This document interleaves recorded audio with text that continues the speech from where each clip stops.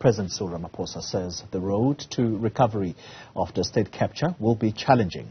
In his weekly newsletter, the president has appealed to South Africans to work together to ensure that the recommendations of the State Capture Commission are implemented.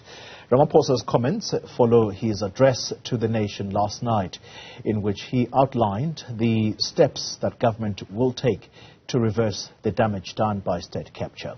For more on this, we are joined now by political analyst Sandile Swana, who speaks to us via the virtual platform. Mr. Swana, thank you very much for your time. Let's start with the president's address last night. South Africans, do you think they are convinced? I've just had a conversation with the head of the presidency in the ANC, and he seems to believe that South Africans do believe in President Ramaphosa and what he's trying to do.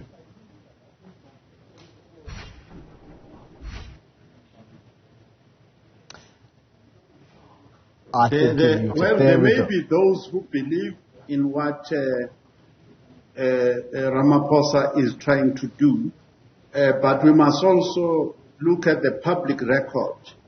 I remember that one of the bishops, Gary Rivers of the Methodist Church, published a notification that it is becoming late in the afternoon and the new dawn has not yet begun. And many, like Anne Weinstein, Padidi Hutla, and so many others, including the former presidents of the ANC, believe that Ramaphosa is not on the right track and cannot be believed. So to say that South Africans generally believe that is an unfortunate statement. Mr. Swana, another point of contention I had with Sibongile Besane from the president's office in the ANC is that on the one hand, they clearly are aggrieved by the statements that were made by former President Zuma against President Ramaphosa.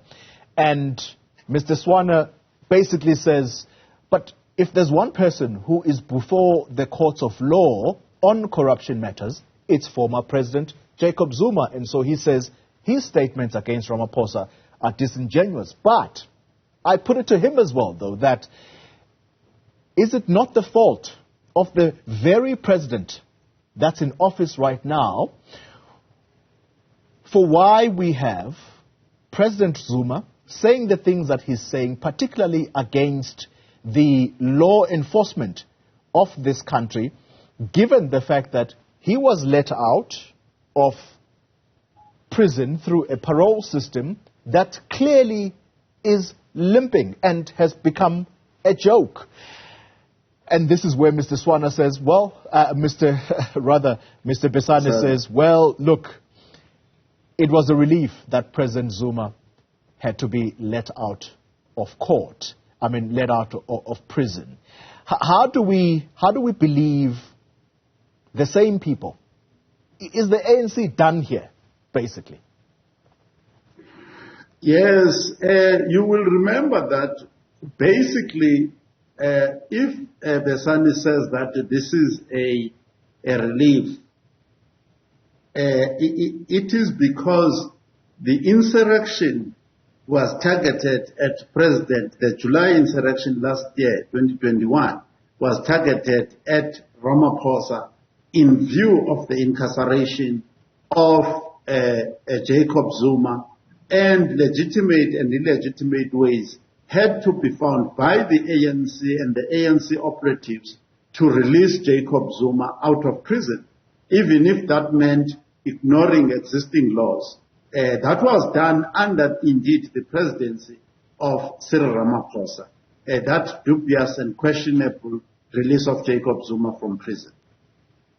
So the ANC, specifically on this issue, for the longest time, certainly this became prominent when Thabo Mbeki fired Jacob Zuma, and the likes of Kgalema Motlanthe, Lindiwe Sisulu, Ngwako Ramatlhodi, Tony Yengeni, formed themselves into two committees that were set up to undermine the court cases that were leveled against Jacob Zuma. Jacob Zuma is going to court only now because the ANC ended the Scorpions, disrupted the NPA, and disempowered the South African police, all in an effort to operate as a protection racket for its members who are suspected or accused or charged of various crimes.